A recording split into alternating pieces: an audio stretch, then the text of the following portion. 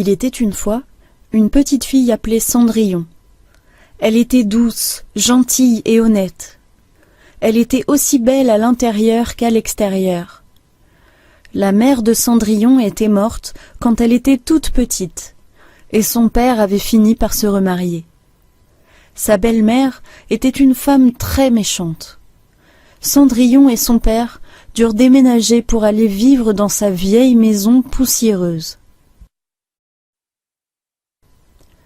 Les deux filles de la belle-mère étaient aussi méchantes et horribles que leur mère, ce qui les rendait très moches.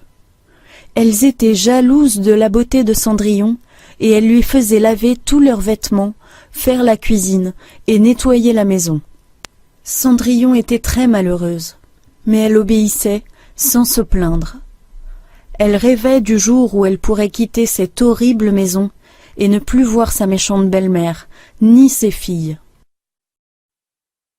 Un jour, un messager du château arriva au village dans une jolie calèche noire et dorée. Il apportait une lettre du roi et de la reine. À toutes les dames en âge du royaume. Le roi et la reine ont le plaisir de vous inviter à un bal demain soir. Le prince est prêt à se marier et il espère rencontrer sa princesse. Bien sûr, Cendrillon ne pourra pas y aller, s'exclama la belle-mère. Le prince cherche plutôt une jolie fille, comme mes filles. Ses demi-sœurs éclatèrent de rire et hochèrent la tête. Le lendemain soir, Cendrillon entendit ses sœurs quitter la maison, en piaillant, pour se rendre au bal sans elle. « J'ai tellement hâte de pouvoir quitter cette maison, » soupira Cendrillon. Une dame aux cheveux violets apparut soudain dans un flash de lumière aveuglant. Cendrillon poussa un cri de surprise. « Chut, n'aie pas peur, Cendrillon, je suis ta marraine la fée. Tu es la jeune fille la plus gentille et la plus douce du royaume. Je sais que si le prince te rencontre, il tombera amoureux de toi.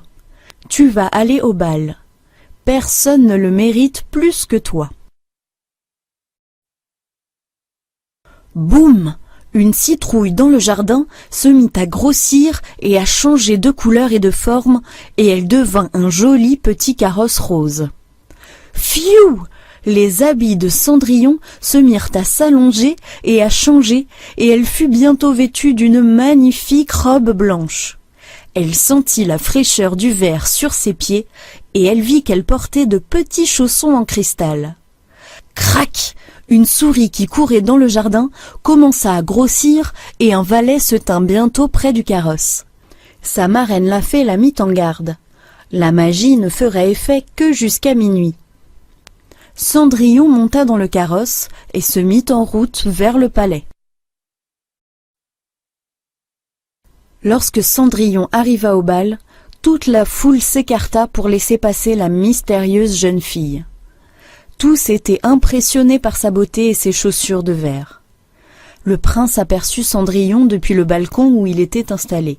« C'est la plus belle jeune fille que je n'ai jamais vue. Valet, demandez-lui si elle accepte de m'accorder une danse. »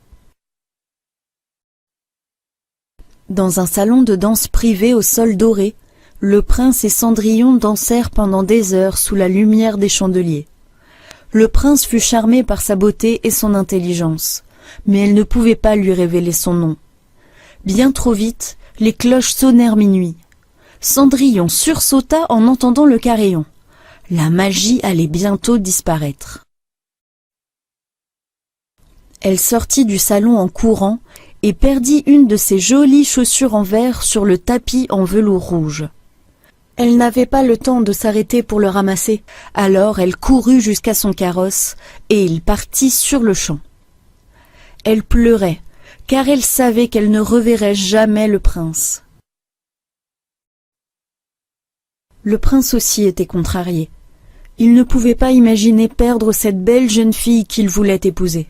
Lorsqu'il découvrit la petite chaussure en verre, il décida de chercher le pied qui y correspondait dès le lendemain. Il rencontra de nombreuses jeunes filles, mais leurs pieds étaient trop grands ou trop petits. Il finit par se présenter chez la belle-mère de Cendrillon. Ses demi-sœurs essayèrent, Mais leurs grands pieds ne pouvaient pas rentrer dans la petite chaussure. Elles poussèrent des cris de dépit. Ce fut enfin au tour de Cendrillon. Lorsqu'il vit son visage, le prince reconnut tout de suite la jeune fille avec qui il avait dansé toute la soirée. Sans surprise, son pied rentra parfaitement dans la chaussure. « Cendrillon, viens avec moi au palais et deviens la reine de ce royaume, » lui dit le prince. Ses années de malheur étaient terminées. Cendrillon allait enfin avoir une vie heureuse, et elle le méritait, car elle était une bonne personne.